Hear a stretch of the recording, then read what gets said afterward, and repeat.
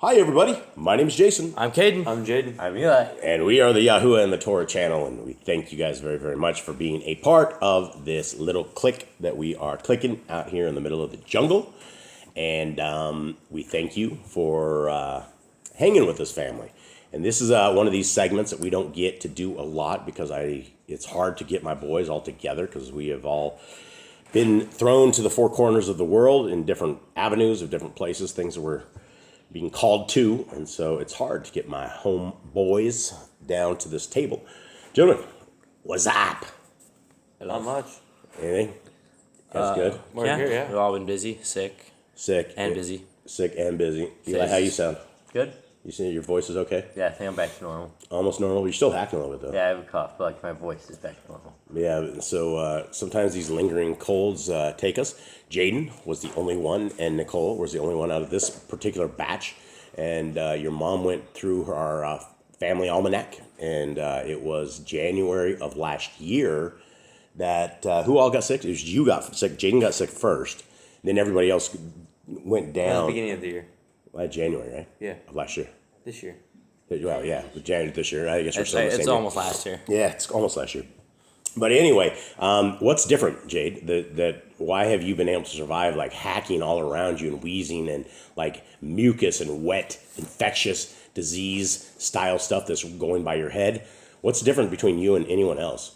Diet, workout, exercise, sunlight. Sunlight, that's it. So there's a lot of things that you have that are different than us. See, Cade sits, he lives under artificial light. He is, in fact, we tried to grow a mushroom under the artificial light and it died, but Cade still lived. So we know that's not good. And that's just a joke, by the way. And so, yeah, so the rest of us don't have as good of a diet and exercise program as Jaden did. And it looks like he survived and saved himself from this. So congratulations. And to anybody who has that same kind of diet and exercise, congratulations to all of you out there. Okay, what you guys are looking at is you guys are looking at the greatest English translation of scriptures that'll ever be available. And it's limited edition. A lot of orders are coming in. We're going to be... like I talked about this before. This is a 3,153 page book. It is large. It is bulletproof to small caliber guns, and it is bulletproof for your spiritual walk with Yah. And it has the restored name of our Creator, the restored name of His Son, and it also has all of the Apocrypha, all of the books that have been ripped away, stolen because the powers that be decided we should not have this. Well, we have put them back so that we can all have them. And inside of this, you'll have the books of Enoch and the books of Jasher, Jubilees, Adam and Eve, the Testament of the 12.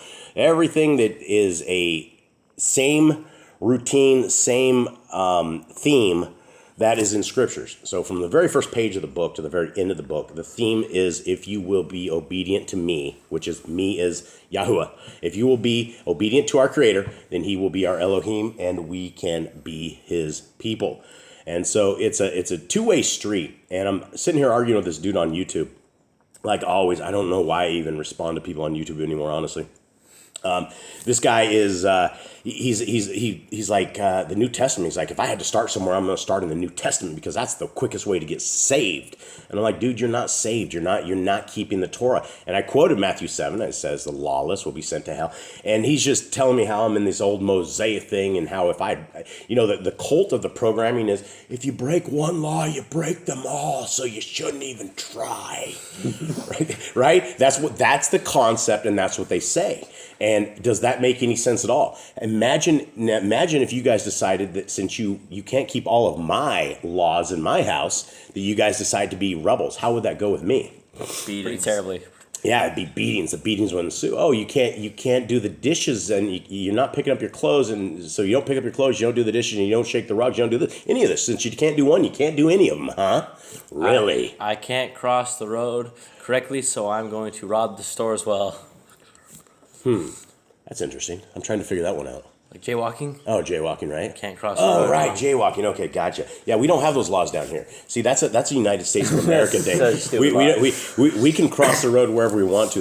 You don't get arrested and there's no fines or anything. She It's just told the people don't run you over. yes, but there's also something different down here is pedestrians don't have the right of way. Pedestrians better get out of the way. Very much. You step in the road, you're going to get hit. And if you get hit, are you okay? You better hope they have insurance. Yeah, well, you better hope you're not responsible for it. They were in the road. So there's a lot of differences between North America and Central America. All right, so here we are, guys. We are into the the book of Isaiah, YESHAYAHU. And guys, there's 2 more Apocrypha books that you guys have never known, and there's some amazing stuff about Isaiah. You guys know about Isaiah? You know how he died, right? He was killed. He was killed, that's true. How was he killed? Anyone? Anyone who I haven't told? You haven't told any of us. I haven't told you guys. I told Mom because I read this Apocrypha book. You know who killed him? It's the kid. You know who Hezekiah? Yeah, it's Manasseh, isn't it? It's Manasseh. So Manasseh was he sawed him in half with a wood saw. That's terrible. That's quite the way to go out. It is a terrible way to go out. And YESHAYAHU, there's another book that isn't where they sawed him in half, but he's talking all about Messiah. And he's even clearly more talking about the coming of Messiah and all this crazy stuff. And of course, we can't have any of these books in our scriptures because that's too powerful to have. All right, so here we are. What's happening here, Jade? Give me the lowdown, please. So it has been Isaiah talking about Israel's destruction, and because they keep breaking the laws, like Judah, Israel, you guys are both going into captivity. You guys are both going to be destroyed. Your land is going to be laid barren. There's going to be nothing left, and the land will get rest because you guys will be all taken away. And then he talks about the Messiah. He says you guys are going to have Messiah come and basically he gave all the description of Yehoshua to give, and he said Emmanuel, son of God, and so yeah. All right, I have no idea what this chapter is even. This is a hard one to figure out, but the message concerning Moab, because in the night Ar of Moab was laid waste, was silenced. Because in the night Ker of Moab was laid waste, was silenced. He has gone up to the house of Divon, to the high places, to weep. Moab is wailing over Nebo and over Mediva, and on all their heads is baldness, and every beard is cut. Why is beards cut? Why are heads? It's like a sign of shame. yeah, it's Mourning. like basically shaved, and I think that was like distinguishing the people from Israel was if they had a beard and hair, they were like Israel, but because the pagans cut their beards. Yeah. In their streets they shall put on sackcloth. On the tops of their houses and in their streets everyone wails, weeping bitterly. And Keshbon and Elia cry out. Their voice shall be heard as far as Yahatz. Therefore the armed ones of Moab shout. His being shall tremble within him. My own heart is toward Moab. Her fugitives cry unto Zoar, like a 3-year-old heifer. For the ascent of Lukith they go with the weeping. For in the way of Coroneum they raise a cry of destruction. For the waters of Nimrin are wastes. For the green grass is withered away. The grass fails, there is no greenness.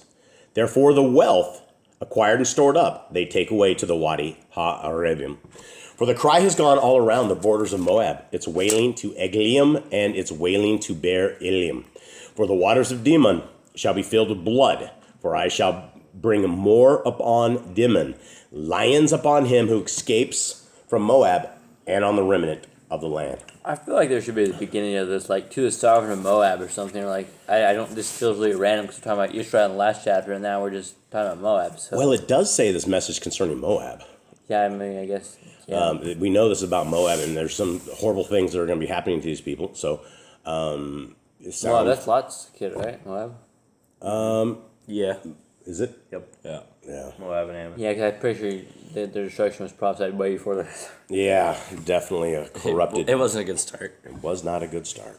Okay, well, I guess that's it. Much love to everybody out there. I hope you guys have a wonderful day. Thank you very much. Anything else, fellas? Read your Bibles. Read your Bibles. Okay. And shalom. Shalom, shalom.